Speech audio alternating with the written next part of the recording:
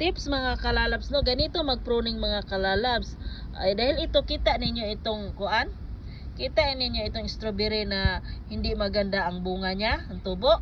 Ang gawin natin ito mga kalalabs ay kunin natin ito. Yan, no, kunin dahil para magbibigay pa ng magandang bunga. Dahil ito siya ay ano siya mga kalalabs, pag ganito hindi siya masyadong lalaki yung bunga, tapos ang bagal tumubo talaga mga kalalabs. Ang ganito ay mabilis siya lumaki. Yan, no, ito ang tamang hugis ng kuan ng strawberry. Ito maganda ito. Ganito kadalasan ang lumalaki na bunga ng strawberry. Pag ganito mga kalalabs, ay naku mga kalalabs, ano yan, hindi yan maganda. Ano kung kuan ba ka ng reject ba, reject. O dahil alam na natin na reject sila mga kalalabs, ay kunin natin. Hindi na kailangan patagalin natin sa puno para makapagbigay pa siya ng bulaklak. Para mabilis yung sunod niya ay mabilis tumubo. Ganito kasi yan mga kalalabs. Pag kinuha mo itong ganitong bunga mga kalalabs, yan, ito ay mabilis na siyang lumaki. Kasi ano na, yung dito na siya magsusupply at saka magbigay na siya ng maraming bulaklak na naman dito. Marami na namang susulpot na bulaklak. Ay, yung lakas ng hangin dito ay.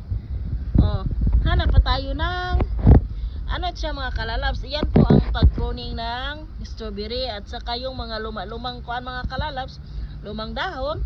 Ayan po ang kunin po natin.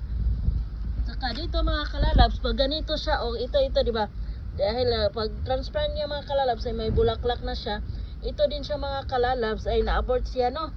So ang kailangan nito mga kalalabs, ito ay kunin din ito, pero kailangan ko gumamit ng gunting. Tingnan nyo, may mga bulaklak na naman siya paparating, pero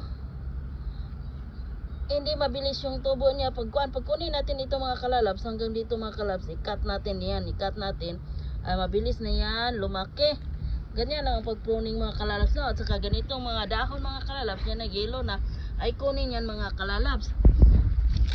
At kita nyo, may bunga dito nakatago mga kalalabs, yan, kita nyo, ang ganitong bunga mga kalalabs ay kunin natin. Kasi reject man yan mga kalalabs